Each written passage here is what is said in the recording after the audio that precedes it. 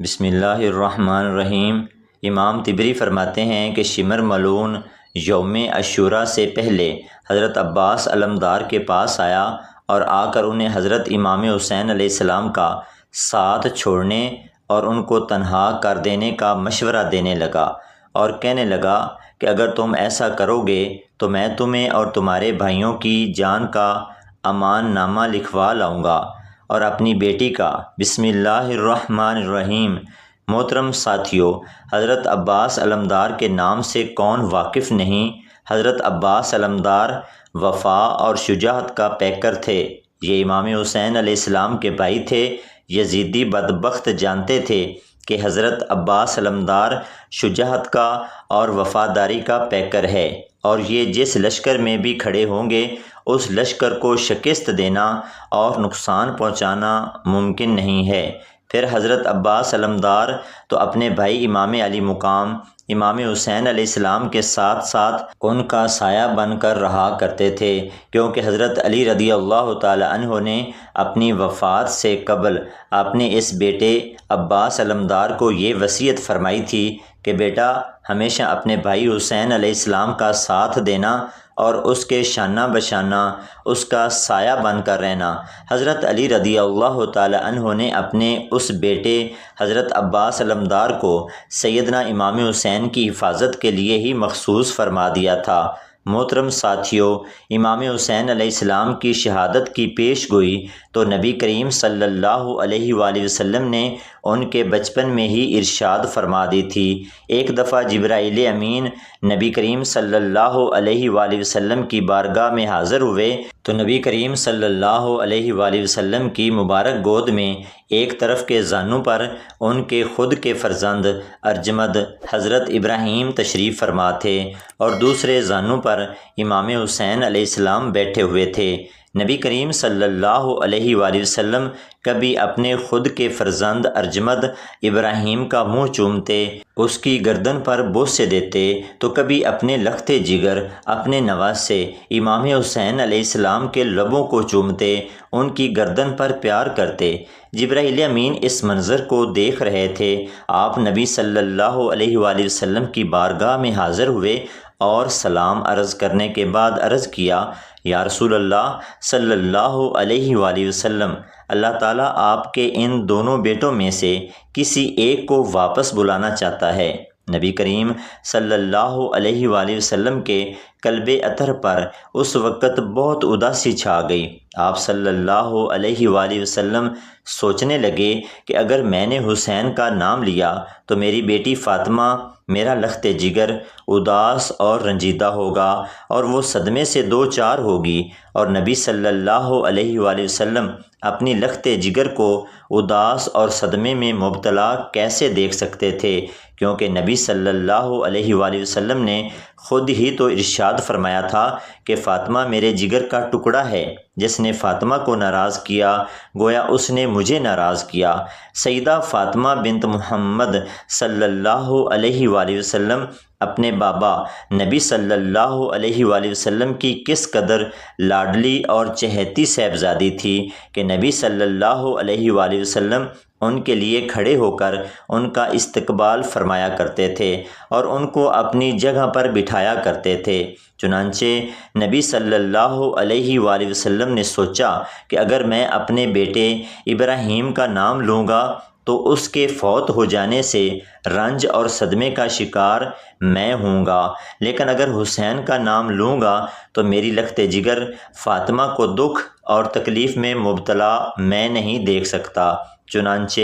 نبی صلی اللہ علیہ وآلہ وسلم نے اپنے صاحبزادے ابراہیم کا نام لیا اور کچھ ہی دنوں کے بعد ابراہیم بن محمد کی وفات ہو گئی۔ جبریل امین نے ساتھ ہی نبی کریم صلی اللہ علیہ وآلہ وسلم کو یہ بھی عرض کر دی تھی کہ یا رسول اللہ، آپ کے اس نواسے اس لخت جگر کو ہی دین کا پرچار کرنے والے اور آپ کا ہی کلمہ پڑھنے والے باغی گروہ قتل کر دیں گے۔ اور جبرائیل امین نے آپ صلی اللہ علیہ وآلہ وسلم کو میدان کربلا کی مٹی بھی پیش کی تھی، جو کہ نبی کریم صلی اللہ علیہ وآلہ وسلم نے اپنی ایک زوجہ کو عطا فرمائی تھی، اور انہیں بتایا تھا کہ یہ کربلا کے میدان کی مٹی ہے، جب یہ خون میں تبدیل ہو جائے گی تو سمجھ لینا کہ حسین کو قتل کر دیا گیا ہے۔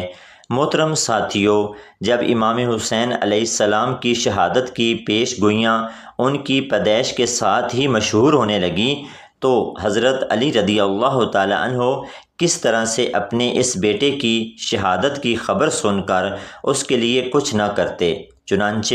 حضرت علی رضی اللہ تعالی عنہ نے اپنے بھائی حضرت عقیل سے کہا کہ میرے لیے کسی ایسے قبیلے کی عورت تلاش کی جائے جو کہ وفاداری میں اور بہادری میں مشہور ہو، اور اس میں ایسے بیٹے کو جنم دوں جو میرے بیٹے حسین پر آزمائش کے وقت شانہ بشانہ اس کا سایہ بن کر اس کا ساتھ دے۔ حضرت عقیل کیونکہ نسب شناسی میں مہارت رکھتے تھے، وہ عرب کے قبائل کو اور خاندانوں سے بخوبی واقف تھے اور ان کی فطرت اور خصائل سے واقف تھے۔ چنانچہ انہوں نے حضرت فاطمہ بنت حزام کا انتخاب کیا اور حضرت علی رضی اللہ تعالی عنہ سے ان کا نکاح کروایا، جس سے حضرت عباس علمدار پیدا ہوئے۔ حضرت فاطمہ بنت حزام ایک بہادر اور ایک بہت ہی وفادار قبیلے سے تعلق رکھتی تھی، اسی لیے حضرت عقیل نے حضرت علی کا نکاح اس قبیلے کی سیدہ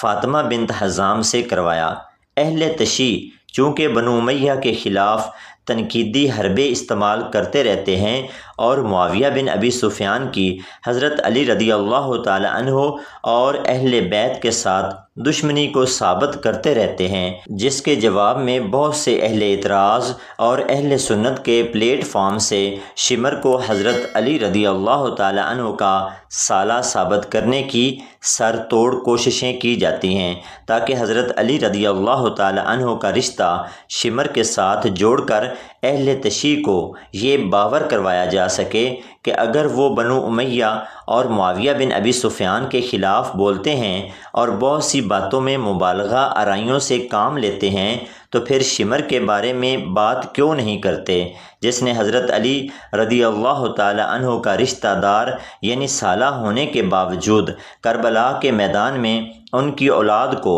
بے دریغ شہید کروا دیا تھا۔ اسی ضمن میں امام طبری کی ایک روایت پیش کی جاتی ہے کہ کربلا کی جنگ سے ایک دن پہلے شمر حضرت امام حسین علیہ السلام کے خیموں کی جانب آیا اور اس نے خیموں کی طرف اپنا منہ کر کے حضرت عباس علمدار کو اپنا بھانجا کہہ کر مخاطب کیا، اور حضرت عباس علمدار نے اس کی طرف کوئی توجہ نہ دی۔ اس نے دوسری بار بھی مخاطب کیا تو آپ نے کوئی توجہ نہ دی، تو امام حسین علیہ السلام نے خود عباس علمدار سے کہا کہ اس کی بات سنو، چاہے وہ فاسق و فاجر اور ظالم ہی کیوں نہ ہو، مگر پوچھ لو وہ کیا کہنا چاہتا ہے۔ امام طبری فرماتے ہیں کہ اس موقع پر امام حسین علیہ السلام نے شمر کا حضرت عباس کو بھانجا کہہ کر پکارنے پر کوئی اعتراض نہیں اٹھایا، جس سے ثابت ہوتا ہے کہ شمر حضرت عباس علمدار کی والدہ کا بھائی تھا۔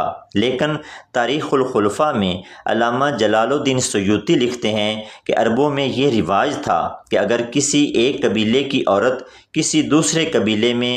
بیاہی جاتی تو قبیلے والے اس کو اپنی بیٹی ہی سمجھتے تھے اور اس قبیلے کے تمام جوان اس کو اپنی بہن ہی سمجھتے تھے۔ اسی طرح سے حضرت فاطمہ بنت حزام اور شمر ایک ہی قبیلے سے تھے، اور عربوں کے اس روایت کے مطابق ان دونوں کے درمیان بہن بھائی والا رشتہ تھا، گو کہ یہ خونی بہن بھائی نہیں تھے، لیکن ایک قبیلے کے ہونے کی وجہ سے ان کو بہن بھائی کہا جاتا تھا، جس کی وجہ سے شمر کو حضرت علی رضی اللہ تعالی عنہ کا سالہ قرار دیا جاتا ہے۔ لیکن علامہ نقوی افغانی جو کہ اسلامی شخصیات کے شجرہ نسب کے ماہر ہیں اور جنہوں نے اسلامی شخصیات کی تمام مشہور اور بڑی شخصیات کے شجرہ نسب بھی ترتیب دیے ہیں۔ ان کے مطابق شمر اور حضرت عباس علمدار کی والدہ سیدہ فاطمہ بنت حزام کے درمیان کوئی خونی رشتہ نہیں تھا،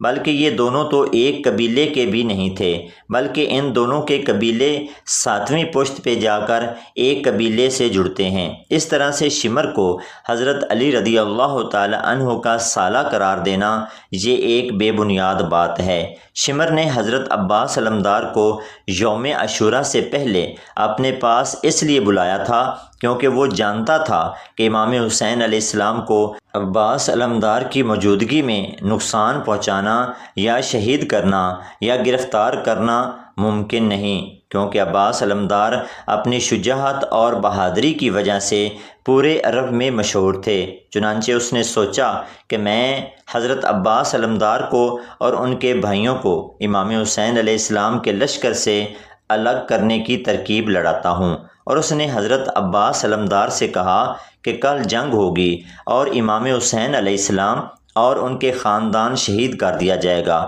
کیونکہ یزید ہمیں اس بات کا حکم دے چکا ہے کہ خاندان اہل بیت کو شہید کر دیا جائے اور ان کے سر نیزوں پہ بلند کر کے میرے پاس دمشق حاضر کیے جائیں اور ان کی عورتوں کو غلام بنا کر میرے پاس لایا جائے۔ اے میرے بھانجے، تم میرے رشتہ دار لگتے ہو، چنانچہ میں مشورہ دیتا ہوں کہ اپنی جان کو ہلاکت میں نہ ڈالو اور امام حسین کا ساتھ چھوڑ دو۔ اس کے بدلے میں ابن زیاد سے تمہاری جان کا امان نامہ لکھوا لایا ہوں، اور اس نے وہ امان نامہ حضرت عباس کے ہاتھ میں تھما دیا، جس میں لکھا تھا کہ اگر تم حسین علیہ السلام کا ساتھ چھوڑ دو گے تو تمہیں اور تمہارے بھائیوں کو کچھ نہیں کہا جائے گا۔ حضرت عباس علمدار نے جب وہ امان نامہ پڑھا تو آپ نے اسی وقت اس امان نامے کے ٹکڑے ٹکڑے کر دیے اور شمر سے کہا کہ اے بدبخت انسان، تو میرے لیے جان کی امان کا حکم نامہ لکھوا لایا ہے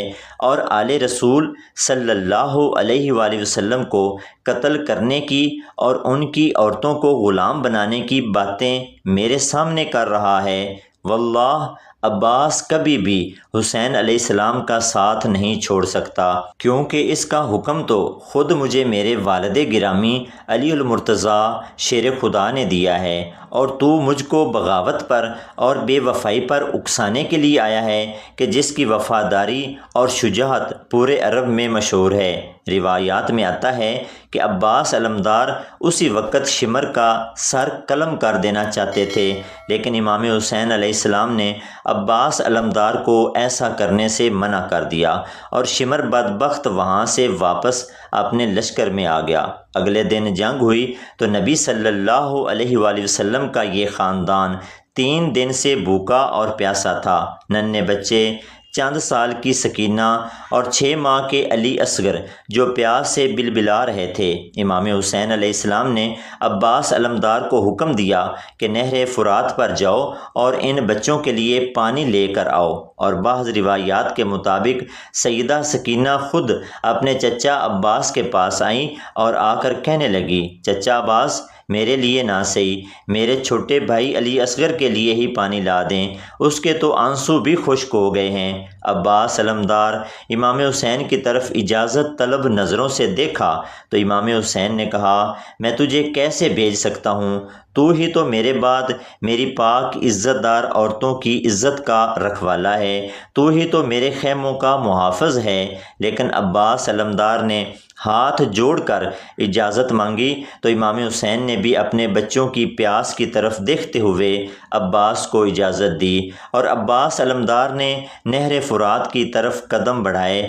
اور جو بھی یزیدی فوجی سامنے آتے ہیں ان کے سر قلم کرتے ہوئے علی کا یہ شیر نہر فرات سے پانی بھرنے کے لیے جا رہا تھا۔ جیسے ہی آپ نہر فرات پر پہنچے، آپ نے پانی کا مشکیزہ بھرا اور واپس پلٹنے لگے تو شمر بدبخت نے کہا کہ اے میرے سپاہیوں، اگر یہ علی کا لال پانی کا مشکیزہ لے کر خیموں تک جا پہنچا تو پھر تمہاری خیر نہیں، تم سب کے سب علی کے ان شیروں کے ہاتھوں مارے جاؤ گے۔ پھر اس شمر بدبخت نے حضرت عباس علمدار کے بازو قلم کروائے اور ان کو بے دردی کے ساتھ شہید کروا دیا تاکہ وہ پانی خیموں تک لے جانے میں کامیاب نہ ہو سکیں۔